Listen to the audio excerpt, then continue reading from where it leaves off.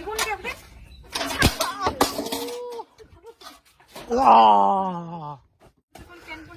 আজকে তোমার বৌদির অবস্থা কি রে? তোর সকাল সকাল উঠে তোর কি শুরু করলু রে? হ্যাঁ শুরু করলুম মানে তোমার প্যান্ট কেমন ধুই দেওয়া হয় রে?